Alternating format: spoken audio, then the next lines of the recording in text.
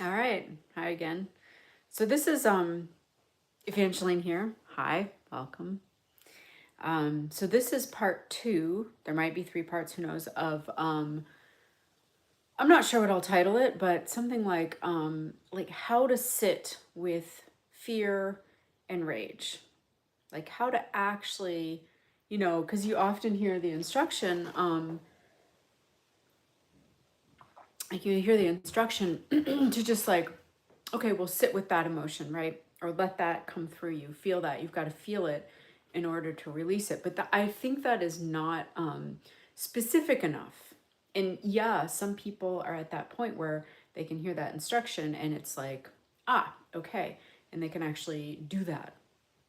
But it's in my experience, there's lots of times when you can't, and you really need to almost like parse out all of the aspects or steps that you need to have sort of in place and happening simultaneously to truly sit with some of these stronger emotions. And in this series of videos, I'm specifically targeting fear or terror and rage, anger, rage. Okay. All right. And so earlier in the part 1, I'm going to not worry about if I reiterate some stuff because it's nice to hear things a couple times, or many, many times, like, right? Sometimes it takes 10 years of hearing the same information to really get it in you. But this is something I do with clients. I have a one-on-one practice and I do this with clients often, right? So I have a lot of experience with like the different places that people can get hung up. And there's many aspects when you're really wanting to let an energy of fear or rage like fully be excised, because I think it's in fact a bit of a self-exorcism. And that can be a scary word because of the connotations we've placed on it, right? And all that brings to mind. But in my mind, really all an exorcism is like that which we are not, right? There's that which you are. It's the part that can hear me, that can listen to me. There's that which you are. And then there's the aspects inside which you are not, like you are not your trauma. You're not your, ultimately not your wounding. You're not the, to use Eckhart Tolle's language, you're not the pain body, right? So there's these things that you are not. And then there's that, there's that you, right? And so that word exorcism, it sounds scary. I want to take that word back and strip the crap that patriarchy has put on that word. And exorcism inside is just simply a real release of that which we are not, back to source, back to the earth, back to the sky, back to God, whatever your language for it is. Because these things, and again, so for anyone being here right now, I'm talking about like a real practical, energetic, but real way to release fear and rage from the body. Okay. And so I did do an earlier uh, uh, video on this, and I'm going to make them both available kind of in series. So if you're just catching this now and you're like, what is this lady talking about? There's going to be that other video that you can see as well soon on my channel. Okay, so let's see, where did I leave off the last time? Okay, I'm going to go back over the basic protocol of how to release this from your body. Okay, so first of all, yes, and I'm going to go back to, so I sat for 3 days on my front porch just to release fear, okay? And that's all in my first video, and I'm going to catch up where I was then. Now, so here I am, I've committed, I'm sitting on my front porch for 3 days, and at the time I didn't know it was going to be 3 days, right? I just committed, I will sit here, I will do this until this energy is released from me, right? And fear you know, fear as anxiety comes up here and it's like, right? That's what fear will do when it's like anxiety and it's in the body coming up like this. And when I do this, I want to remind you that this energy, that is not who you are. It's not who I am. It's not who anyone is. That's an energy that literally got sort of like crystallized and implanted in us at a certain stage of our development, whether it's past life, whether it's early childhood, whether it's in the womb. You know, these energies like fear, rage, you name it. I'm just sticking with those two today. They're not you. I can't say that many enough times. They are not who and what you are. They were innocently put inside of us at some point when we didn't really have the capacity to keep it away, right? And so that, for example, when I'm saying this anxiety, right? That's how anxiety feels often in someone. And some people can have had that for so long that they don't even, it's background, right? People, and many people, you included, could be live in an energy where this background anxiety is always there. It's like the background, and sometimes it gets really foreground, right? And you become habituated to it, right? And don't even realize, oh, that's not actually who I am. And ultimately, there's an ability to not have that energy in you. Okay, so for example, fear, anxiety tends to, when it's not being kind of processed from that grounded adult presence. That's a concept I work with a lot with my clients. Grounded adult presence. So when anxiety's here and there's no grounded adult presence, it's going to go like this, right? And you're going to see out through it, and everything's going to look frightening, and you'll be adjusting. Now, the part of our body that's sort of made to release this fear is down in the root chakra. It's down there. And so I'm going to jump back into where I was in the other video. So I sat on my front porch for 3 days, and I ushered, I birthed, I released this enormous amount of fear that was within my body. I released it down and out through the ground, like through my ground, right through the root chakra. It happens to be a very, very similar place and feeling apparatus as giving birth, right? And I've also given birth, to 2 kids, one unmedicated vaginally and one C-section. But the unmedicated vaginal birth, it has a lot in common with this, like letting fear go down and out, okay? And so just so you know, when the root chakra, when that sit bone, tailbone in your body and that energetic aperture is really rooted, grounded, healthy, that is the place that is a part of your body that can handle incredible amounts of terror, ancestral terror, fear, anxiety. It's like it's created to help the body release that. And in my case,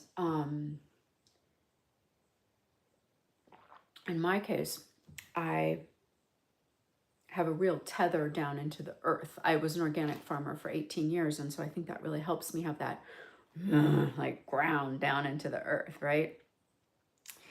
And so, okay, so here I am sitting on my front porch. This is back when I was running my farm. To reiterate from the earlier video, my kids are 4 and 9, and June, full go season, right? Full go. About to have 300 families coming to the farm in like 2 weeks. And I am just beset with terror. Like I have terror, like literally making me weak in my knees, if you've ever felt that before. And it was about money. Okay, So I tell my 5 employees, hey, I'm going to be sitting on the front porch. If you need me, come find me. I'd give them like, I'd give them the plan for the day at the beginning of each day, and like, all right, you come find me if you need me, I'll be here. And so I would just sit and I would start to meditate and just feel that centering, grounding down into the earth, down into the silence, the quiet. And then as soon as that fear came through me, I would just let it, I would feel it, and I would let it start to move. I'd welcome it, right? And I'd sort of gently direct it down through the root chakra. And as I'm doing this, the story, the words, the imagery, the thing that the fear thinks it's afraid of, I'm actively melting that away and releasing that. In my case, it was that there wasn't going to be the money coming in through the whole season, and I would just be like kind of like a beached whale, like what do I do? When I have my 5 employees, I have my 300 families and my 3 renters, like all like there, and there's no more money for me to keep paying my employees, keep the crops coming out of the field. Okay, so let's see. The first day, it was pretty intense. The first day I would just, I probably sat for about 8 hours, and I would just ground, center, silence. And then that fear would come through, and I would say, okay. I'd welcome it. I'd feel myself get bigger than it, open out around it. Yes, okay. I want you to be here. Show me how big you are. I want to know. And I'd feel myself opening. My arms are going out here. I'd feel myself opening out around the fear. And just feeling it as a thing inside my body, not me, a thing, an energy. For me, I'm doing this because for me, the fear would feel like this, like kind of downward tornado, right? Plunging. A drop, like when people say they felt their stomach fall, or a pit like fall through the center of their stomach in fear. That's the way it would feel for me. And when that would come, no resistance, just like childbirth. If you are unmedicated and you are having the contractions come, if there's even a little part of you that's like, no, that contraction is going to slam into you. And it's the same with this fear. There's I cultivate it such that inside of me, there was no, right? It was just, yes, I want to know you. Show me how big you are. I'm opening, I'm expanding around it. I'm gently directing it down to the root chakra, down to the earth. And I'm letting all the imagery out here, all of the stories, the words, the pictures in that external environment, in that case, the farm. I'm letting all of that fall away, disintegrate, right?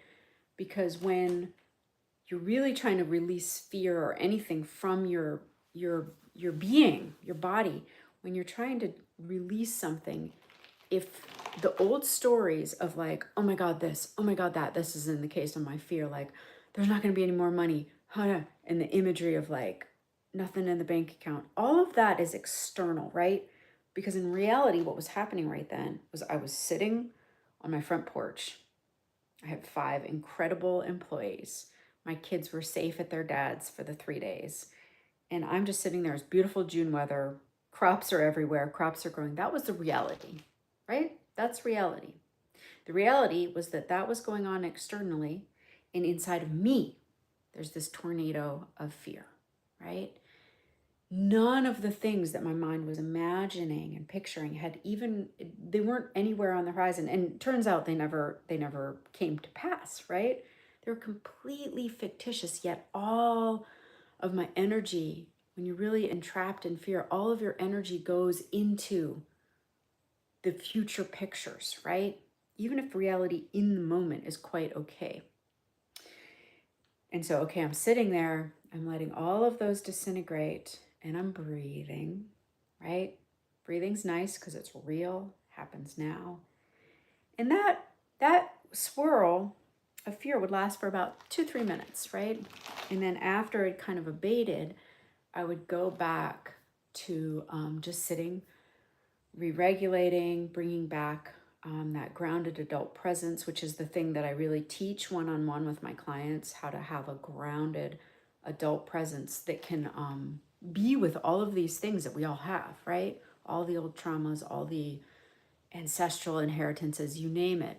That grounded adult presence is really important to give you kind of this place to start working with whatever's coming up in you. So I kind of reestablish into that. 3 minutes later, here it comes again. Okay.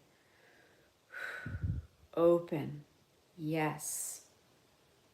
Feel it as a thing inside of my body, not me. Yes. I want to know how big you are. Show me. All the pictures, all the stories disintegrating. And that gentle, very gentle redirection down, right? And in my case, I think I said this earlier, I trust the deep, silent, immense ground, the physical and the spiritual beneath me, to be able to hold and alchemize that fear, right? So I do not feel a hitch inside of me that would prevent me from letting it go down into that black, velvety womb down below us. And like I said, I have worked with many clients. I hope my shoes aren't making a lot of noise on the ground. But I've worked with a lot of clients, so I kind of know I do know the hitching points in some people's makeup. And maybe you find this in yourself too. Some people's, just whatever the conglomerate of traumas you've inherited or things you've lived through or are living through.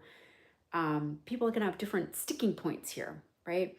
And so one that I found that's pretty common is in that there can be people who are like, it's against their integrity, even if it's unconscious, to let that fear energy release down and out of them. They think it will pollute the world, right? They think that's what it will do. And so there's a real integrity there. I've had clients who it's just like I'm certified in the Byron Katie work, which is where you examine stressful beliefs. And so for some clients, it's like a lot of work to really see the truth, which is that, that immensity of silence that surrounds us can completely handle and absorb the fear inside of us. Like it's not going to hurt it.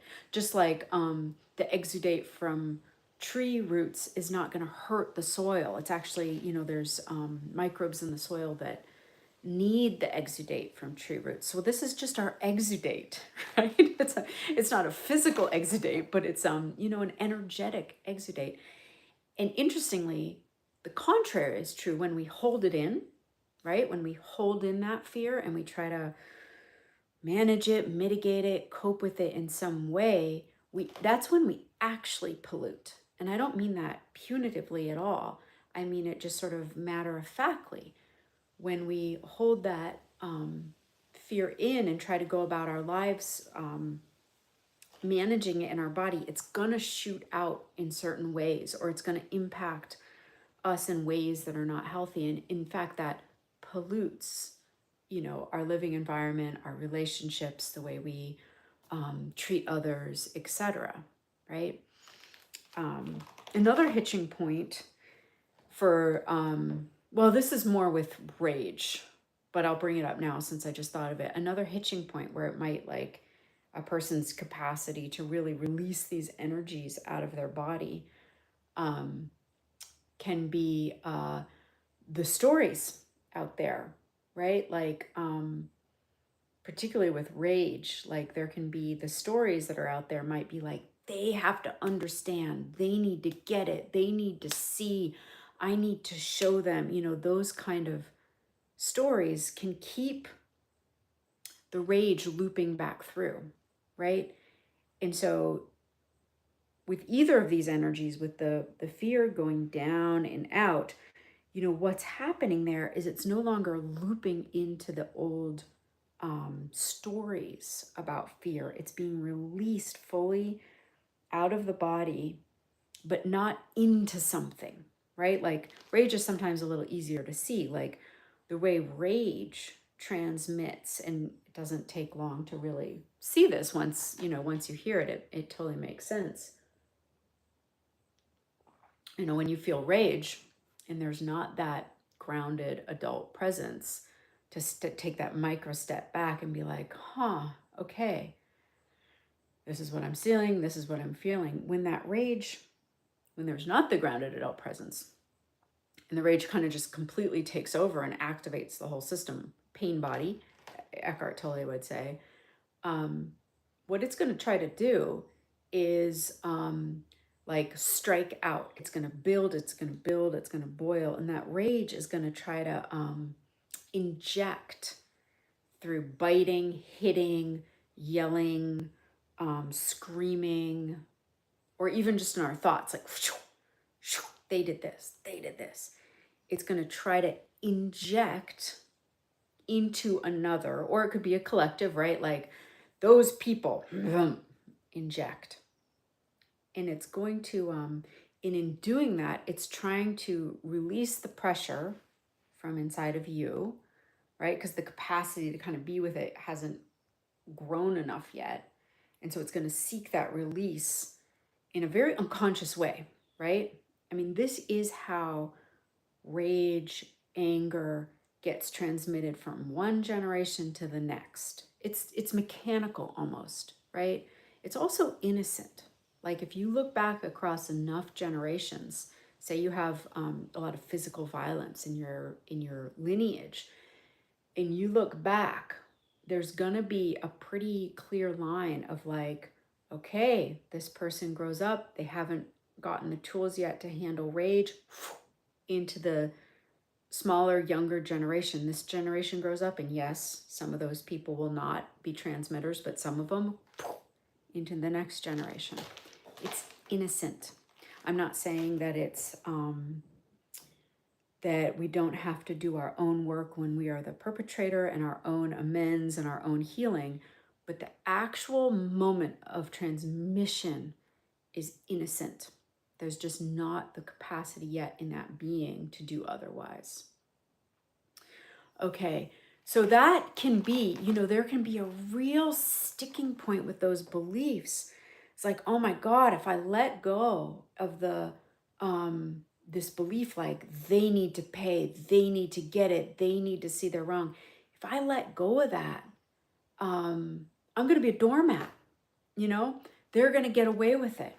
That kind of thinking can hold the rage within the person and just perpetuating it. And that's when that rage gets because really all that's happening is it's going back into you over and over and over. And it's that it burns you, right? Ultimately burns you out. And it's not healing, right? And it's hard to know until you've really seen it. But when I also sat with rage. So I did the fear for the 3 days on the front porch, and I did rage for, it took 5 days for the rage.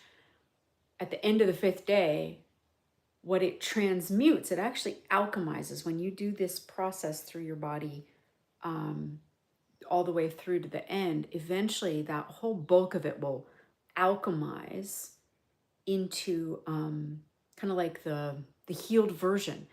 And in the case of rage, it's just absolute clarity, clear execution of an action, a decision, but no energy, no emotion around. Like the fear, the rage is gone, and it's just like you see something clearly.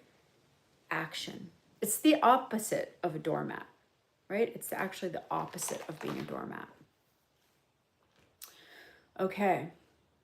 So back to the front porch, and this is getting to be a long video, so I might do a second part. If you are interested in this material, if you like this, please subscribe. notification bell, all those things. My name's Evangeline Surratt, and I work with clients one-on-one. I've been doing this for 10 years now in private practice. It's my only job, so I've been supporting myself working with clients doing what I'm talking about here. All right, I'll talk to you soon.